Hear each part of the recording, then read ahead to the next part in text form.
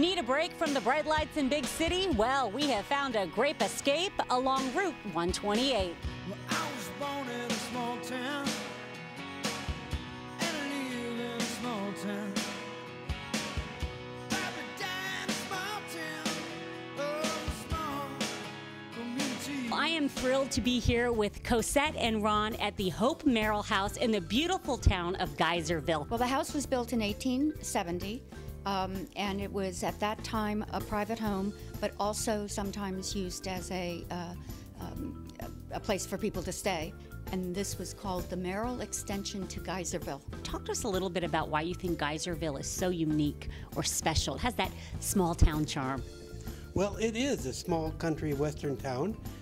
Many years ago, before they put in the 101 up above the road there, this used to be 101. And there was a lot of traffic coming through and so on. And when the highway was built up there, it made us sort of segregated and be able to produce our own little entity. And that's how it came. And the people are so friendly here. I love this little town. Why do you think it's so special to stay at a B&B as opposed to, say, a motel or a hotel? Much more intimate, much more romantic. The wallpapers throughout this entire house are all hand silkscreen museum quality papers. They were made by Bruce Bradbury. The paper in the living room is an exact reproduction of the paper that was originally here in the 1800s. We serve breakfast, one seating, so in this dining room here we serve 16 people at one time. And so they're talking, and they talk about wine.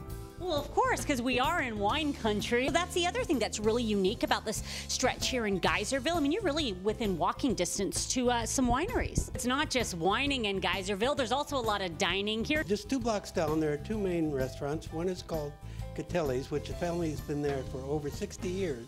Diavola, just down the street, is a wonderful little place. It's got its own brick oven that's wood-fired. Probably the most exciting thing that's happened in the recently, Lady Gaga was here for dinner.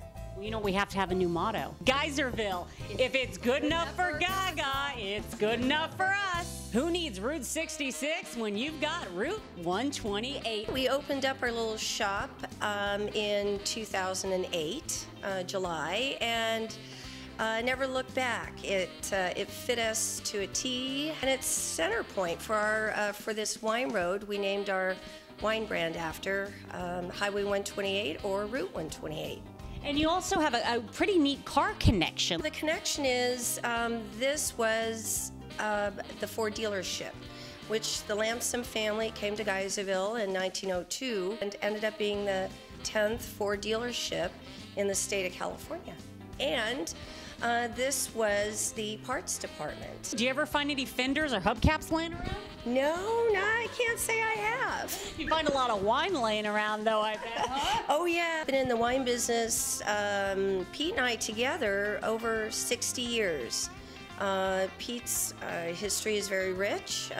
Started out over in Rutherford, and our paths crossed at Chateau St. Jean Winery in the mid-'80s. Every time I go around and chat with people, they always ask me, where can we go to those undiscovered places? Where are the places that aren't sort of touristy? Where are the off-the-map places?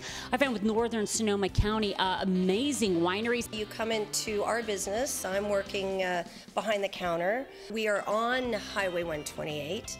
And Highway 128, beautiful wine road, about 120 miles long, and it winds through some very distinct wine counties, and we're talking Mendocino, Sonoma, Napa, Solano. Our home, our vineyards, and our small family winery fronts 128, and that's how we came up with Route 128. It just, it works.